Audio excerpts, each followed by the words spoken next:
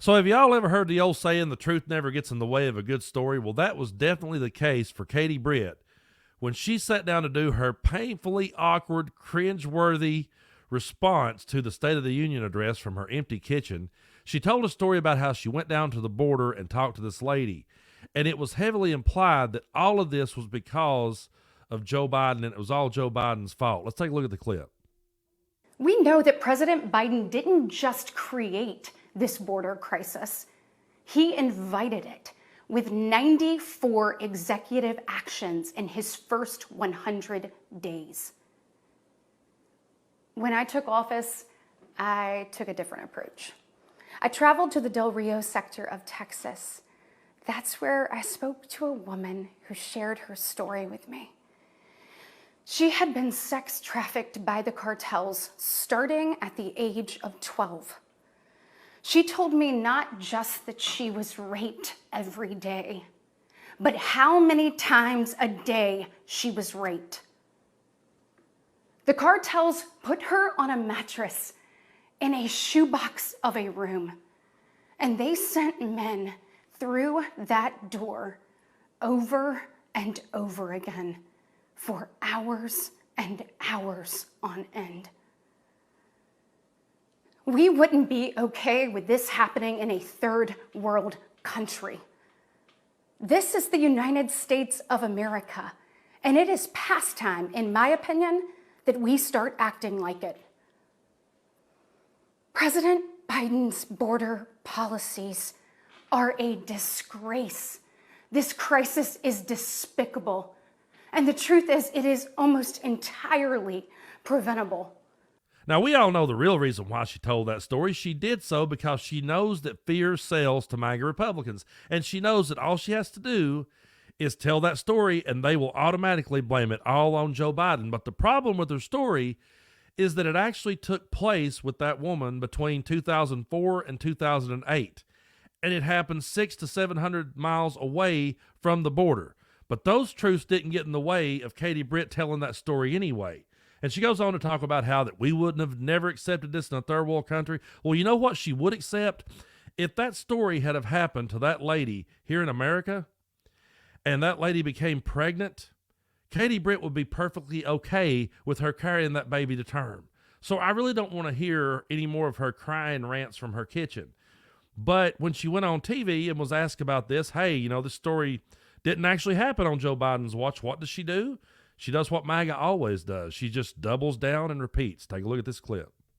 Well, let's talk about your response to the State of the Union address, which has gotten a lot of headlines. One of the fans was former President Trump. He loved it. He said it was compassionate and caring. But you've had a lot of critics out there, and I want to talk about specifically one anecdote that I've heard you tell before. It is a horrific story of a sex trafficking survivor. Nobody is questioning that the story happened, that she is actually who she is, says she is, and that this happened. The question is about the timing and the implication of you telling the story. The New York Times has this. Right. None of this happened during President Biden's administration, but that didn't stop the first-term senator from strongly implying that the president could have somehow prevented it from happening, using rhetoric that seemed calibrated to inflame public fears about immigration. Did you mean to give the impression that this horrible story happened on President Biden's watch? No, Shannon, look, I very specifically said this is what President Biden did during his first 100 days. Minutes after coming into office, he stopped all deportations, he halted construction of the border wall, and he said, I am going to give amnesty to millions. Those types of things act as a magnet to have more and more people here. I then said in his first 100 days, he had 94 executive actions, and those executive actions didn't just create the crisis, they invited it. I then contrasted it with my first 100 days. Shannon, I went to the border 3 times in my first 100 days in office. And when I was there, I asked for the real, unvarnished truth. I wanted to sit down. I asked the Border Patrol agents. I asked the people there. I asked the victims, previous victims of drug cartels, tell me what it's like. Tell me what we need to do. Tell me what we need to know. The truth. Okay, well, of course, Donald Trump loved it, but did you notice how fast she was to get right back to her talking point? When she's asked, were you trying to imply that this happened? during Joe Biden's presidency. She says, no, what I was saying was this is what Joe Biden did.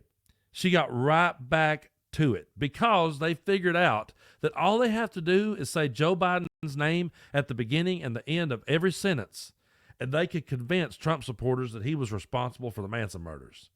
They figured that out. And so there's never going to be that moment where they face accountability and say, hey, you know what? Yeah, that didn't happen under Joe Biden's watch. I just told that story, but no, Joe Biden was not responsible for that. That happened 600 to 700 miles away from the border. They're never going to point that out because she needed that story to provoke more fear in MAGA and to keep them ranting about the border.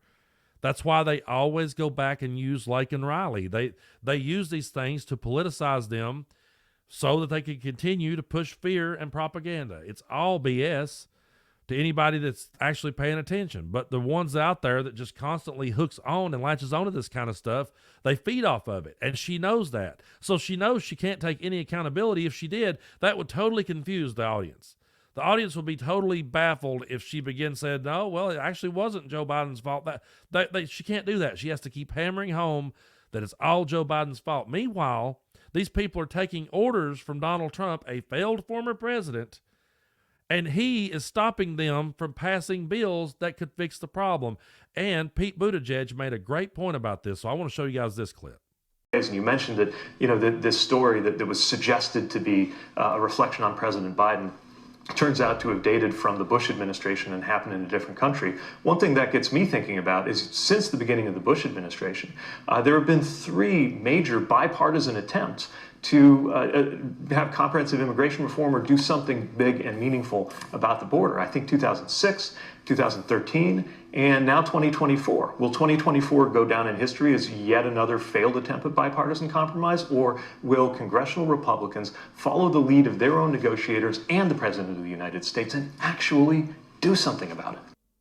You know what? He's absolutely right. And until MAGA Republicans actually come to the table with real ideas and real solutions on how to fix the problem, and until they stop taking orders from Donald Trump to block bills that would help the problem, then I don't want to see any more of their political theater, because that's all that it is. There's no substance with MAGA Republicans at all.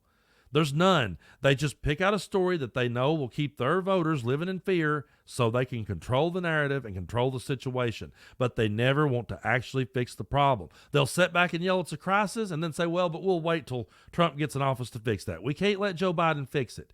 This isn't about Joe Biden. This isn't about Donald Trump. It's not Democrat. It's not Republican. It's not liberal versus conservative. It's none of that.